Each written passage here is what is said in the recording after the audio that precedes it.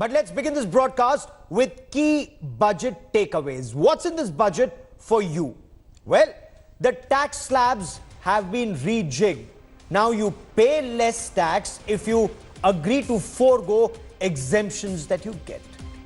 Bank deposits up to 5 lakh rupees are now insured. Now, so far, it was only insured up to 1 lakh rupees. Then, LIC is to be listed at the stock market.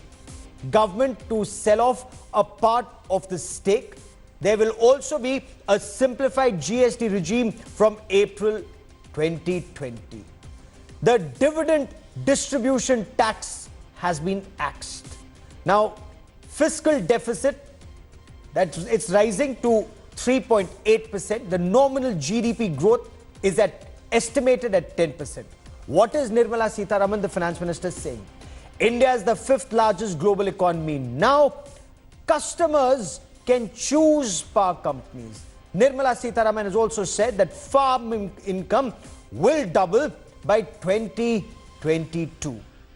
Finance Minister Nirmala Sitharaman's big announcements. Now, she spoke of reforms in personal income tax in the first budget of the decade. No tax will be charged. So let's now take you through the slabs. No tax if you earn up to 5 lakh rupees a year. 10% on those who earn between 5 lakhs and 7.5 lakh rupees as against the current 20% slab. Tax on annual income between 7.5 to 10 lakhs has been cut from 20% to 15%. Tax also reduced for those falling under the annual income slab of 10 lakhs to 12.5 lakhs. This again has come down from 30% to 20%. But 25% tax will be charged to those who earn between 12.5 lakhs and 15 lakhs. Now, this again is a drop. The current tax slab was 30%. Tax slab of 30% remains for those who earn 15 lakh rupees or more every year. So the proposed tax structure will provide significant relief to taxpayers and more so to those in the middle class. I just want to very clearly read out 0 to 2.5 lakhs exempt now, will be exempt in the new scheme also. 2.5 lakhs to 5 lakhs, 5% now will be 5% in the new tax rate. 5 to 7.5 lakhs, 20% now will become 10% in the new rate. 7.5 to 10 lakhs, 20% now will be 15% in the new. 10 to 12.5 lakhs, 30% now will now come to 20%. 12.5 to 15 lakhs, 30% now, 25% in the new rate. Above 15 continues at 30%. In the new tax regime, sir, substantial tax benefit will accrue to a taxpayer depending upon the exemptions and deductions claimed by him. For example, just to make it clear, for example, a person earning 15 lakh of rupees in a year and not availing any deductions whatsoever will pay 1,95,000 as compared to 2,73,000 that is paying now in the old regime. So his tax burden shall be reduced by 78,000 rupees. That will be the reduction in the tax that he has to otherwise pay. Then this is the example of somebody who earns 15 lakhs. Now, in a big move, the government has also raised bank deposit insurance coverage, which was so far at 1 lakh rupees to 5 lakh rupees. But how is India Inc. reacting to this budget? Will it lead to more investment, more spending? Let's cut across to India Today's news director, Rahul Kanwal at CII.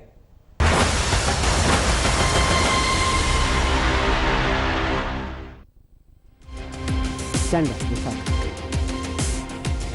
Hello and a very warm welcome. You're watching an India Today special broadcast. This is the India Today CII Roundtable. Over the next 1 hour, we will take a very close look at whether the budget presented by Nirmala Sitharaman, the longest budget in India's history, 2 hours and 40 minutes long, will this budget help in reviving private investment. That is key to getting the India story back on track. Has the Finance Minister and the Prime Minister's government done enough to ensure that the men we've got around us and the women will start investing in the India story in an emphatic fashion? That's the critical question. Joining us to discuss, representing the Bharatiya Janata Party, one of its most articulate voices in economic affairs, I want to welcome Jayant Sinha. Sir, welcome.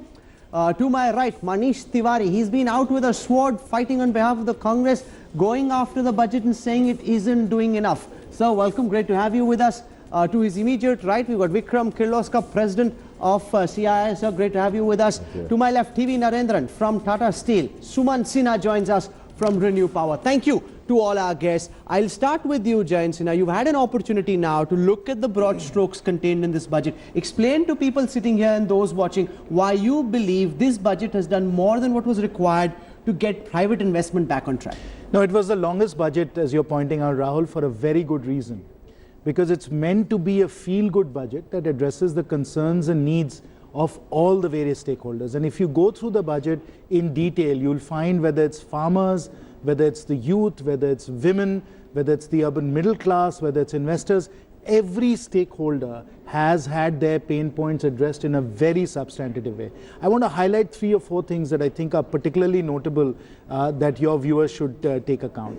First, and because there was always this demand for a tax cut, a consumption boost, what is happening with the simplification of the tax code, as the Honorable Finance Minister pointed out, is that 40,000 crores are going into the hands of urban middle class taxpayers so that they can boost their consumption and they can improve demand in the economy. So that's one. Second, the dividend distribution tax, another very notable feature, 20,000 crores going into the capital markets. It's going to provide a real boost for capital markets in the long run because it simplifies dividend payments. So can we do it one at one?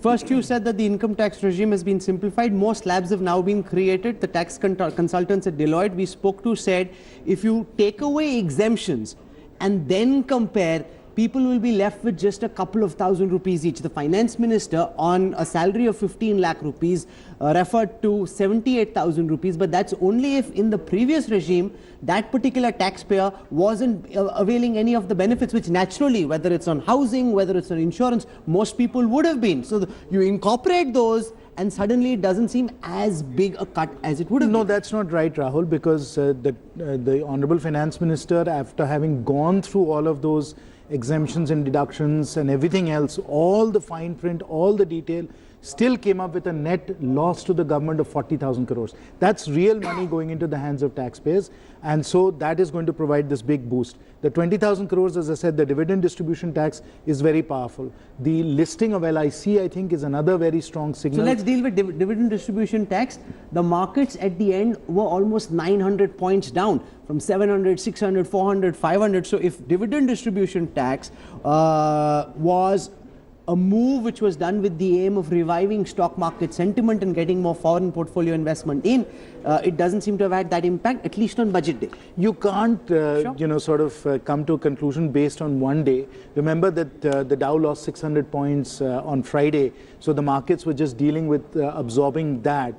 I think in sum total, when everything is put together, people will realize that this is, in fact, as I said, a feel-good budget, the 20,000 crores really of dividend distribution. Dow, whatever happened, that was in the first hour, just when the markets opened. After they heard the budget, whatever movement we've seen upside, downside, has both been on account of announcements in the budget, and you know much better than I do. No, it takes time to absorb that, and of course there is selling pressure that comes from index funds and so on that are adjusting to what's happened with global markets. So once you take all of that into account, I think again, as I said, the markets will find their footing in the next few days, and that's what we have to look to. But again, as I said, let's focus on the 4 or 5 big things that have the most long-term impact. A tax cut for the urban middle class, tax cut for investors, simplification number 3 of a variety of things as far as capital markets is concerned, including that government securities will be in bond indices, increase of FPI limits to 15%. So big boost for capital markets. For startups, lots to be done there, including the ESOPs, the profit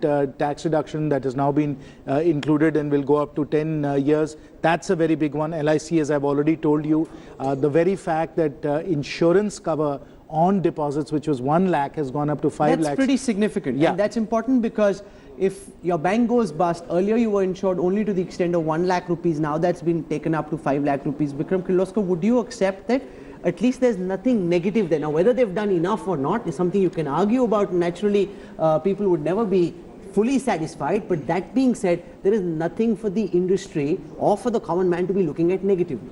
See, let me just go back a few months. You know, we had a lot of consultations with the finance minister, and we had one with the prime minister as well, and we brought out a lot of issues.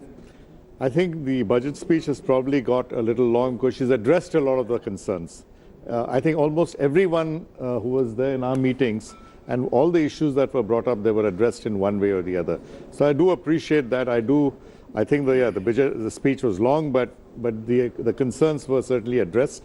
That was one part. But what was very good for me, very frankly, is besides the taxation he talked about and everything else, is trying to reset the trust deficit. I think that's very vital to change the sentiment in the economy to increase demand. You get the money, removing exemptions, you can argue how much exactly it will be. But frankly, a simplified tax system makes life easier. I prefer zero exemptions and straight Manish tax. Tiwari, and the government would say, don't just look at what happened today, look at it in the context of all the mini budgets we presented over the past few months. If you add all of it together, this is as close to what you would call a dream budget, given the fact that we slashed corporate tax cuts very, very substantially just a few months ago. Well, Rahul, you hit the nail on the head.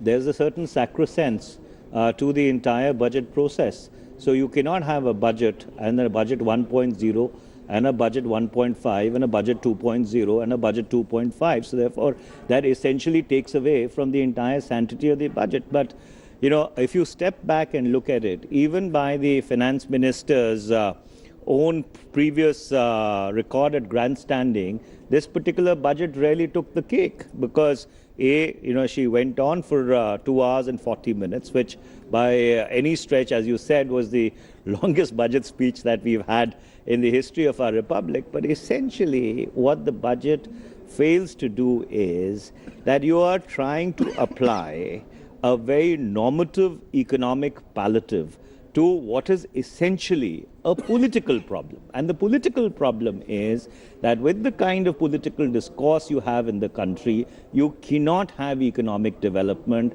because social disharmony and economic development does not go hand in hand. Social harmony, disharmony can't be addressed in the middle of a budget speech. So therefore, if you are going to continue with the kind of politics that this government at its highest echelons wants to continue with, I'm afraid you're not going to have a revival of demand. And the classical example is that you gave away 1,45,000 crores in revenue foregone when you adjusted the corporate tax rate in one of your mini budgets. But have you seen either a revival of investment or, for that matter, a revival of demand? And it's not a switch that you turn on and off.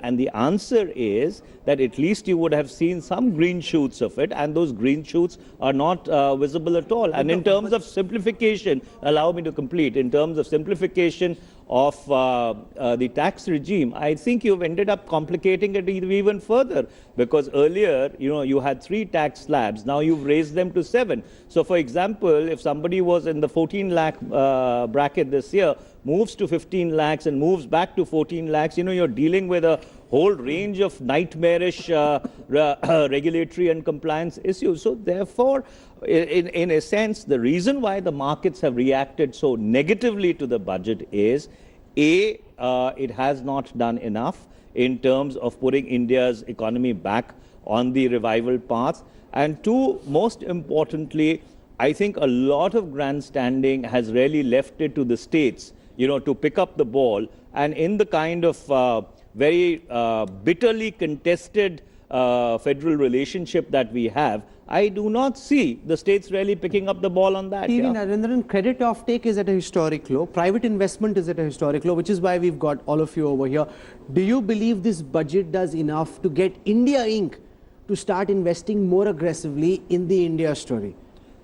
Some parts of India Inc. will do that. Because, Which parts? For instance, if you look at the oil and gas sector, gas pipelines across the country, that helps people making pipes, helps steel companies. If you look at the focus on infrastructure, that also has, if you really spend the money, that has a snowballing effect. If you look at water for all, again, that triggers off a whole lot of activity. So I think there are parts of the economy which get positively impacted. I think the GST has helped supply chains. You see a lot of investments in supply chains and warehousing. Railways, where the government is spending money, is leading to some demand uptick. So companies supplying to these sectors will certainly see demand growth. But I think companies who are dependent a little bit more on the rural economy will probably wait to see more happen. I think didn't see much for the auto industry. Auto industry is also waiting for some better days ahead. So some parts of the economy will see positive demand. Suman Sinha, one of the critiques we heard from one of the leading economists for this budget was that this could have been presented by any Modi finance minister in any of the past 6 years. This budget was presented under very special, unique circumstances where the economy has been slowing down. The challenge was to pump some new energy back into the economy. Has it done enough, or do you think it's just a usual budget? Does it reflect the fact that this is not a usual time and therefore this was an out-of-the-box budget? Do you accept that or not? No, I think that you can't just take the budget in isolation. I think you have to look at all the things that the government has been doing for the last, let's say, 3-4 months and is likely to do for some more period of time, and look at all of those measures in totality to see whether the government is actually responding to the economic slowdown that we're facing right now. And I think if you take all of those measures together, within which the budget is one small part, I think you'll come to the conclusion that the government is trying to respond to a lot of the issues. I think one of the big things that they took a decision on in this particular budget was they decided to adhere to fiscal discipline. I think there's a lot of pressure on them to be expansionary on the fiscal side. They could have easily said, look, we're at 3.8%. But it slipped from 3.3 to 3.8. But that is because there was, in fact, a slowdown in the economy, as we all know. And so therefore that 3.3 is becoming 3.8. But for the next year, which is really what the budget was talking about, they could have easily said, look, let's make the number 4.5%. That extra 1% is going to give us $30 billion of extra spending, 2 lakh crores, and they could have liberally sprinkled that around in various places. And perhaps some of those things could have made us feel, at least in the short term, a lot better. And we could have all come out of it saying, look, this is really great, it's a budget stimulating this, that, and the other. I think what they've chosen to do is to go for the longer haul and not go for the immediate quick fix. And I think it's a decision that they've taken, I think, with a lot of, application of mind. And I think it has a benefit in that borrowings therefore are going to be lower of the budget or the government. Therefore, interest rates will be lower, and that therefore will have a longer term and stimulative. Private investment can. Will therefore, private industry has more money as to pick consumer up. demand will also pick up. Chandrajit Banerjee runs CII, and when we spoke to you at the World Economic Forum at Davos, you had made the point that the government should forget about fiscal deficit targets, spend money because that's the best way of reviving consumption. The fiscal deficit target has indeed slipped by about 0.5%. Do you believe this budget does enough to revive consumption demand? I think there is a lot of effort which has been put in to revive consumption. This entire thing that we were talking about, more money in the hands of the people, was itself quite something that goes towards boosting consumption. The focus that one has seen on the rural economy, which is consumed much part of the budget speech towards the beginning, shows itself that the government recognizes the need that needs to be done for the rural economy, and that also really helps boost consumption, and these two are critical triggers for growth and for the economy to pick up, which which really then also helps build the investment demand. So I think there is some good news when one really talks about how consumption demand could be built up into the budget. One immediate reflection is how the stock markets react. The markets being 1,000+ points down clearly suggests they were expecting something which hasn't been done. Could it have been that they'd factored in the possibility of long-term capital gains tax being done away with completely, and that's not happened, which is why they're unhappy, because part of what they wanted was dividend distribution tax being done away with. That didn't happen. It's moved from being in the hands of the company to being in the hands of the individual, which is the global norm. So that's not such a bad thing. Right. Yeah, exactly. I think I don't want to analyze what's happening in the stock market. That is beyond my capability. But then I would really like to say that some of the things that we had talked about in the taxation part, especially the DDT, is a wonderful thing to have happened. This is something that we were talking about, and these are things which really and the simplicity. Some of the simplification issues this has been brought about. Now, I'll tell you what, decriminalization, when the Prime Minister talked about the focus to the wealth creators, the Finance Minister has adequately talked about it, and when we really look at something like decriminalization being mentioned in the budget after the last few months of deliberations, I think this is a very important signal also to the corporate sector that yes, we are here to work in Mr. partnership. Forbes, this is something the government at different levels has now spoken of multiple times. Respect wealth creators, find ways of allowing wealth to be created, creating also a tax statute which allows for taxpayers to feel that they're not being harassed. Is this just talk? Because when you speak privately to corporates and to individuals, they say that's what they're saying, but look at what the taxman is doing. Or do you think the government's walking that talk as well? I think they're starting to. I think we've not as yet seen really substantive changes on that front, but I think we're starting to now. There are now actually statutes that have been put forward to decriminalize a range of civil offenses. And I think that in itself will bring about a significant improvement in the tax terrorism environment. So I think it's starting to, but we've got a long way to go in this area of actually restoring trust in a substantive way to taxpayers and between taxpayers and the government. Let Jain Sinha respond to that, because there seems to be a discrepancy between what's being said at the highest levels and what's being done on the ground by the taxmen. The government says respect taxpayers. You ask anybody, they'll not say this on camera. You wait for the cameras to go off and they'll say, isko notice aaya, usko notice aaya, he's being unfairly hounded, etc. Between what the Prime Minister and the Finance Minister are saying and what their taxman is doing, there is still a big gap, sir. Well, that gap is closing very quickly, Rahul, because if you look at all the different measures that have been undertaken, the faceless assessment, the fact that we are offering settlement schemes both for corporate taxpayers as well as for income taxpayers, the simplification that has happened, all of these are measures to ensure that there is no harassment, the very important taxpayer charter that has been announced, and the fact that this taxpayer charter is going to come as legislation, which means it will have the force of law, I think is a very powerful step. So clearly, when you look at strategy, when you look at intent, the government really wants to clean up this area, wants to make sure that legitimate taxpayers don't have to face any harassment. Obviously, there'll be discussions, there will be Why is there a gap, Mr. Forbes, in your view, between what the government is saying and what the taxman is doing? I think it's because bureaucrats don't like to give up power. So I think it will require very systematic cleaning up of the tax codes and the removal of discretion for bureaucrats systematically across the board. I think only as that really, there's a lot of detailed work that's required, which is what will actually bring about the change. Simply announcing it and then having the desire to do it will not bring about that change on the ground. I just wanted to say also that, you know, I think the two schemes earlier for corporate taxes, cases that are pending, and now in the budget for personal income tax cases are pending. Those are very useful, but they aren't settlement schemes, right? They basically say, accept the demand of the taxman, pay the full tax, and you don't have to pay the penalty or the interest. But the starting point is accept the demand of the taxman.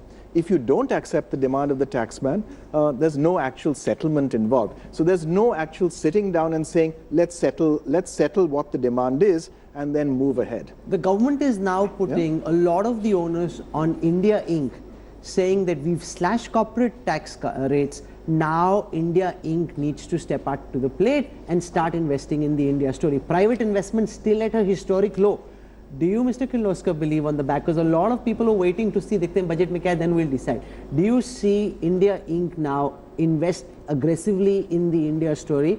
Because there are consultancies that have set up separate divisions for rich Indians to take their money abroad and even take citizenship abroad if that's where they want to go. And that number too is at a historic high. Last year has been very challenging. Last 18 months in my industry, it has been very challenging. We are down by, I don't know, 12, some companies 12, 15% in that range in the auto industry, everyone knows. And so capacity utilizations are much lower than what we have. We planned our present capacity is based on, it takes 4-5 years to plan a capacity in the auto industry. So based on what was happening 3-4 years ago and what our expectations are.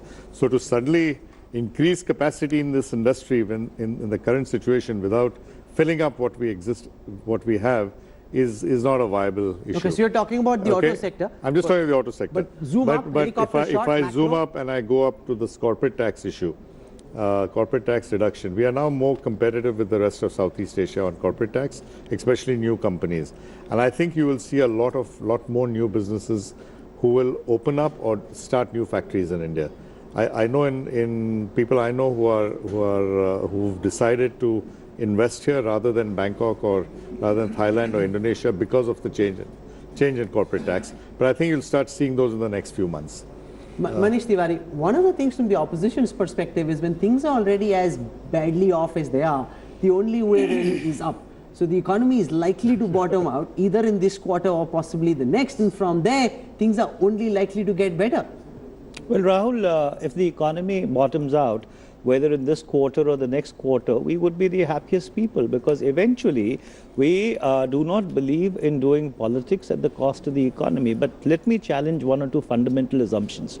You see, hypothetically speaking, if the slash in tax rates actually puts money into the hands of people, and as Mr. Sinha put the number at about 40,000 crores, it does not really translate into consumption straight away. Because for consumption, you require a different kind of an environment where people, have the confidence to spend. So therefore, this linear equation which the finance minister has worked out, that if you put more money into the hands of people, it essentially translates into greater consumption. I think that fundamental equation is erroneous till the time the macro environment, which I mentioned earlier, does not improve. The second is, this whole business of faceless appeals. As someone who earlier in my life had been the tax lawyer of the government, let me tell you, this is completely and absolutely unworkable. Faceless assessments at the first stage are workable. But when there is an appeal which gets filed by either the assessee or by revenue, there has to be a certain interface between the assessee's lawyers and the department. And if, let's suppose, you are going to file in Chandigarh and have your appeal adjudicated somewhere in Manipur, I'm afraid it's only going to increase the rent seeking and it is not going to decrease it. So therefore, when you are going to come down to the brass tacks of this being implemented, rather than simplification, you will see an increase in what Mr. Forbes, quote unquote, said tax terrorism, and which I call an increase in rent seeking. So I think fundamentally the enthusiasm which the budget was supposed to generate and which gets reflected in how the markets react in the first place has not happened. And there is something missing between the incentives that the finance minister, the government is trying to apply, and what's happening in the economy. And that's exactly what you pointed out, that consumption is at an all-time low. You have investment at an all-time low. Even FDI, even foreign direct investment. In fact, we've been, if I can break privilege with the permission of my chairperson, Mr. Jayant Sinha, in the Standing Committee of Finance, we've actually asked that all the FDI which has come in over the last 4 years, we want to know as to how much of it has gone in greenfield projects and how much has it gone in brownfield projects. Because what we are being told is a lot of that investment has gone to buy existing Indian companies. Hi everyone, Preeti Chaudhary here. Hope you like this video. For latest news and analysis, like and subscribe to the India Today YouTube channel. And don't forget to press the bell icon to stay updated. Thank you for watching.